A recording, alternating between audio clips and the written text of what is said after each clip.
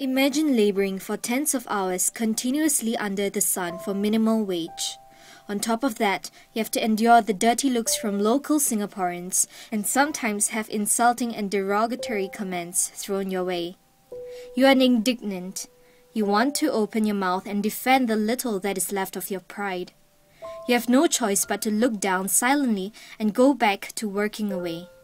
You reassure yourself that even being treated like second and third class citizens is better than the conditions there are back at home.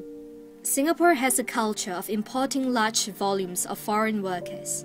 We have almost 400,000 of them and are employed mostly in the manufacturing and construction sectors. Singapore's unparalleled and astronomical growth over the decades is largely due to the success of several construction projects, from the Marina Bay Sands to Resorts World. Yet we fail to consider that these forgotten members of our society, those that we deem to populate the lowest rung in the social hierarchy, are the very ones who help build and mold our future. They take up the low-paying jobs that Singaporeans are arrogantly unwilling to do. A shockingly large number of Singaporeans remain ignorant to the dire plight of these low-wage workers and remain apathetic and indifferent towards creating social change. My name is Jolovan. I'm a social worker with the Humanitarian Organization for Migration Economics, or HOME for short. So what we do is we provide social support services for migrant workers, and we are also concerned about their rights in Singapore, and so advocacy then is a very strong component of our work as well. We also look into the education of migrant workers, so we run courses and classes for them. Practicality has always been the core of the Singaporean nature. We judge occupations largely by the amount of money it makes us.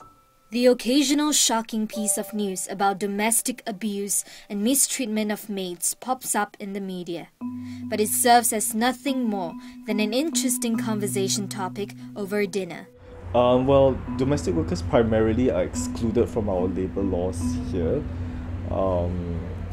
Most employees, for example, will be entitled to public holidays, annual leave, sick leave, and limits to their working hours because they are covered by our labour laws.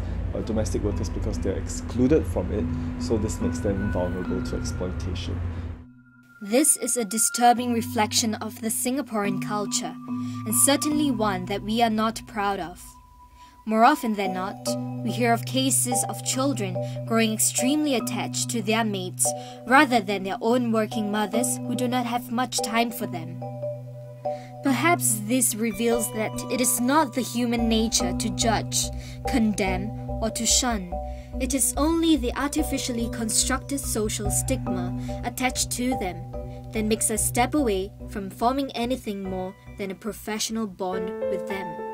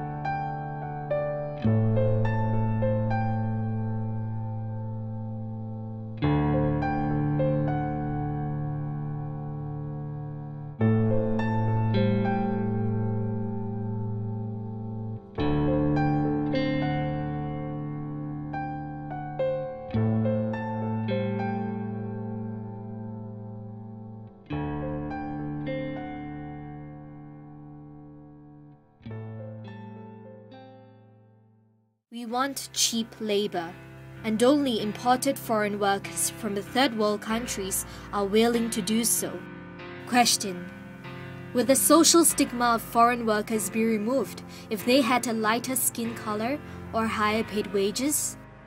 Our own Singaporean pledge promises to build a democratic society regardless of race, language, or religion based on justice and equality. The Singaporean model of different races living together in harmony has been largely touted as a huge success across international platforms. The truth is, however, much uglier in the sense that many of us fail to put into practice what we spent 12 years of our life reciting every morning in school. But yet we treat our very own foreign workers so terribly. Workers who are willing to leave their families, travel across oceans and to do honest work here for the benefits of us Singaporeans. Be the change you want to see in the world, even if it starts with smiling at a construction worker, leaving tips for the Chinese waitress, or giving a day off for your Indonesian mate. It all makes a difference. Start today.